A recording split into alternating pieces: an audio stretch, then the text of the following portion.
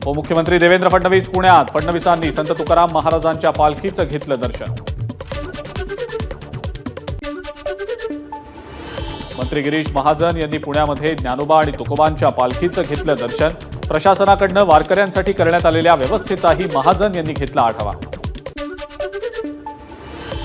आषाढी यात्रेला येणाऱ्या भाविकांसाठी बुंदीचे लाडू बनवण्यास मंदिर समितीने केली सुरुवात. सुमारे 11 लाख लाडू बनवले जाणार. गरज पडल्यास अधिकचे 5 लाख लाडू बनवण्याची ही तयारी. विठ्ठल रुक्मिणीच्या मेघडंबरीला चांदी बसवण्याचं काम सुरू. या पार्श्वभूमीवर एका अनामिक भक्ताकडून 2 कोटींची चांदी अर्पण. पुण्यामध्ये वारकऱ्यांसाठी मेट्रो सफर. तुळशीबाग गणपती मंडळातर्फे सिव्हिल कोर्ट मेट्रो स्टेशनपासून पिंपरी चिंचवडपर्यंत वारकऱ्यांनी घेतला मेट्रोच्या प्रवासाचा आनंद. प्रवासादरम्यान वारकऱ्यांकडून विठूनामाचा गजर. पुण्यामध्ये गर्भवती महिलेला झिकाचा संसर्ग. महिलेची प्रकृती स्थिर. पुण्यामधल्या झिका बाधित रुग्णांची संख्या आता 5 वर. लोणावळ्यामध्ये संध्याकाळी 6 वाजल्यानंतर पर्यटकांना फिरण्यास बंदी. नियम न पाळणाऱ्या पर्यटकांवर आणि अधिकाऱ्यांवर कठोर कारवाईचे मुख्यमंत्र्यांचे आदेश. सोलापुरात मुख्यमंत्री लाडकी बहीण योजनेसाठी उत्पन्न दाखला आणि रहिवासी दाखला काढण्यासाठी महिलांची गर्दी. कागदपत्र जमा करण्यासाठी सेतू केंद्रात महिलांच्या रांगा.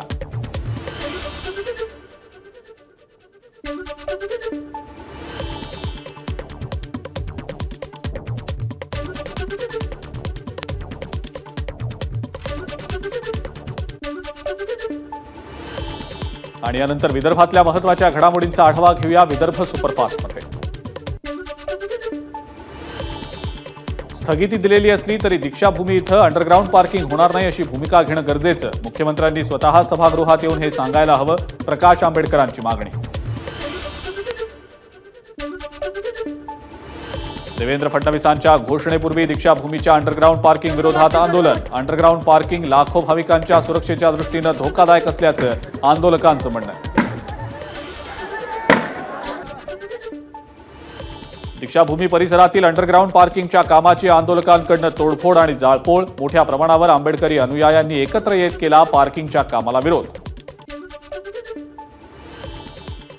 अंडरग्राऊंड पार्किंगमुळे दीक्षाभूमीच्या स्ट्रक्चरला धोका निर्माण होऊ शकतो. नितीन राऊतांची प्रतिक्रिया. बांधकामाआधी भीम अनुयायांना विश्वासात घ्यायला हवं होतं अशीही प्रतिक्रिया.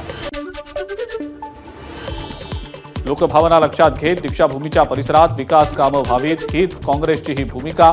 नाना पटोलेंची आंदोलनानंतर प्रतिक्रिया. समृद्धी महामार्गावर झालेल्या ट्रॅव्हल बसच्या अपघाताला 1 वर्ष पूर्ण. या निमित्तानं वर्ध्याच्या जिल्हाधिकारी कार्यालयासमोर 25 मृतांना वाहिली श्रद्धांजली. बुलढाणा ट्रॅव्हल्स अपघातातल्या 25 मृतकांचं वर्ध्यात रस्त्यावरच केलं वर्षश्राद्ध. पीडित कुटुंबांना शासकीय मदत मिळाली नसल्यानं खासदार अमर काळेंनी केला शासनाचा निषेध. नागपूरच्या पोलीस भवनमधल्या आर्थिक गुन्हे शाखेच्या कार्यालयात सिलिंगचा काही भाग खाली कोसळला. कामगार दुरुस्तीचं काम करत असताना घडली घटना. घटनेमध्ये कुणीही जखमी नाही. भंडाऱ्याच्या मोहाडी गावात पहिल्याच दिवशी शाळेला ठोकलं कुलूप. शिक्षक नसल्यानं विद्यार्थी आणि पालक संतप्त. अकोल्यातल्या अकोटमध्ये लाडकी बहीण योजनेची नोंदणी करण्यासाठी सेतू केंद्रावर महिलांची गर्दी. महिलांची गर्दी अनियंत्रित होऊ नये म्हणून सेतू केंद्रावर पोलीस बंदोबस्त. अकोल्यातल्या सेतू केंद्र आणि तहसील कार्यालयांमध्ये लाडकी बहीण नोंदणीसाठी महिलांची मोठी गर्दी. योजनेअंतर्गत लाभार्थी महिलांना प्रति महिना 1,500 रुपये मिळणार.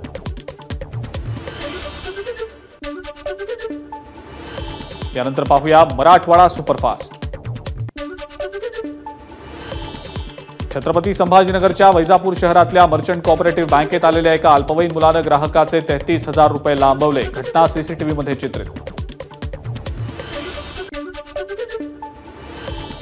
बीडमध्ये मल्टीस्टेट बँकेचे ठेवीदार आक्रमक. बँकेत अडकलेले पैसे ठेवीदारांना तत्काळ परत केले जावे त्या मागणीसाठी आंदोलन. धुळे सोलापूर राष्ट्रीय महामार्गावर केला रास्ता रोको.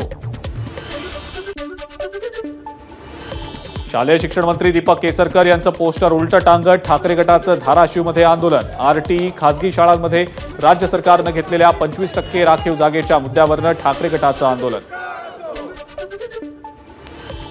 हिंगोलीमध्ये जिल्हा परिषदेच्या शाळेला शिक्षक मिळत नसल्यानं अधिकाऱ्यांच्या दालनात भरवली शाळा.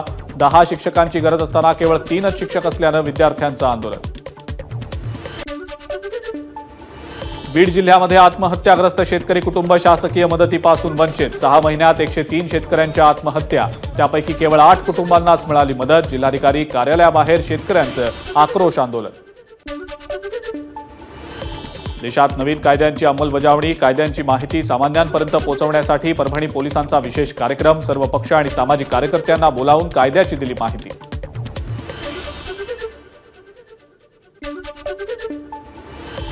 त्यानंतर पाहूया उत्तर महाराष्ट्र सुपरफास्ट। नाशकात अतिक्रमण विरोधी मोहीम जोरात। कॉलेज रोडवरील अनधिकृत बांधकामं तोडली। पालिका उपायुक्त आणि पोलीस प्रशासनासह मोठा फौजफाटा तैनात।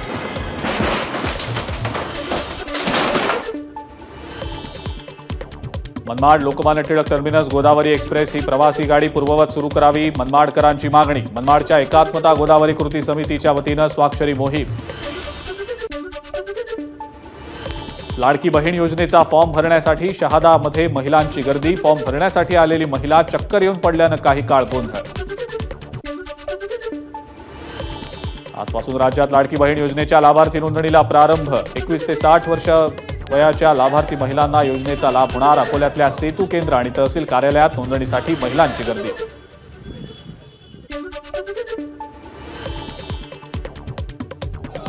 जळगावच्या ग्रामीण भागामध्ये सुरळीत वीज पुरवठा व्हावा या मागणीसाठी शरदचंद्र पवार पक्ष आक्रमक। माजी मंत्री गुलाबराव देवकर यांच्या नेतृत्वात महावितरणच्या कार्यालयासमोर निदर्शनं।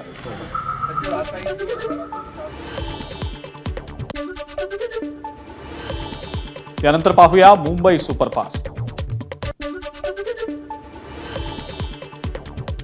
येऊरमध्ये संजय गांधी नॅशनल पार्कला लागून असलेल्या अनधिकृत हॉटेल पबवर ठाणे पालिकेची कारवाई। येऊरच्या पायथ्याशी काल जितेंद्र आव्हाड यांची कन्या नताशा आव्हाड यांनी केलं होतं आंदोलन। पालघरच्या डहाणू जव्हार मार्गावर दुचाकी आणि रिक्षाची जोरदार धडक। अपघातात एका विद्यार्थिनीचा मृत्यू तर 6 जण गंभीर जखमी।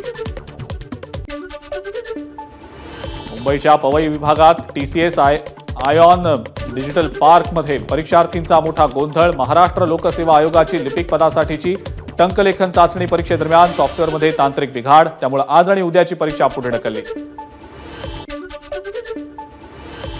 एकाच व्यक्तीचे 2 वेगवेगळे मृत्यू दाखले तयार करून विमा कंपनीला 70 लाखांचा गंडा। भाईंदर पोलीस ठाण्यात गुन्हा दाखल। 4 जणांचा शोध सुरू, यात एका डॉक्टरचाही समावेश। मुंबईमध्ये आज मुसळधार पावसाची शक्यता। ठाणे, पालघर, नाशिक आणि कोल्हापूरमध्ये मुसळधार ते अतिमुसळधार पावसाचा अंदाज। मुंबईमध्ये सरासरीपेक्षा 35% कमी पाऊस। 30 जूनपर्यंतच्या सरासरी पावसाच्या तुलनेत सांताक्रूजमध्ये 190 मिलीमीटर तर कुलाब्यात 35 मिलीमीटर पावसाची तूट। मुंबईला पाणी पुरवठा करणाऱ्या 7 जलाशयांच्या पाणीसाठ्यात आठवड्याभरात अर्ध्या टक्क्यानं वाढ। सद्यस्थितीत जलाशयांमधला पाणीसाठा 5.91%वर। मुंबई विद्यापीठातल्या 6 महाविद्यालयांना आता एम्पॉवर्ड ऑटोनॉमी दर्जा बहाल। NM college, Poddar, Sanghvi, Thakur college, model कॉलेजचा समावेश।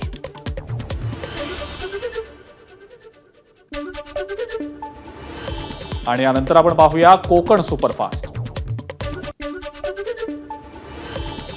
आदिवासी आश्रमशाळेमध्ये 6 वर्षीय विद्यार्थिनीचा मृत्यू। शिक्षकांच्या हलगर्जीपणामुळे मृत्यू झाल्याचा पालक आणि नातेवाईकांचा आरोप। मृतदेह ताब्यात घेण्यास दिला नकार। चिपळूण संगमेश्वर मतदारसंघावर शिवसेनेचा दावा। भाजप आणि शिवसेना अशी आमची युती होती, राष्ट्रवादी पक्ष नंतर आला। माजी आमदार सदानंद चव्हाण यांचं वक्तव्य। सिंधुदुर्गात वादळी वाऱ्यासह मुसळधार पाऊस। सततच्या पावसामुळे धबधबे प्रवाहित। जिल्ह्यामध्ये आतापर्यंत एकूण 750 मिलीमीटर पावसाची नोंद। रायगडच्या खालापूरमधल्या माणिकगडावर गेलेले मुंबईतले पर्यटक रस्ता भरकटले। 112 क्रमांकावर संपर्क केल्यानंतर पोलिसांकडून भरकटलेल्या ट्रेकर्सची सुखरूप सुटका। भाजपचा सावंतवाडी मतदारसंघावर दावा। भाजपचे माजी आमदार राजन तेली यांनी प्रदेशाध्यक्ष चंद्रशेखर बावनकुळेंना दिलं पत्र। दीपक केसरकर यांचा युतीधर्म पाळण्याचा मित्रपक्षाला सल्ला। मुंबई गोवा महामार्गावरील कशेडी बोगद्यात 14 ठिकाणी गळती। राष्ट्रीय महामार्ग विभागाकडून गळती रोखण्यासाठी ग्राउटिंगचं काम हाती।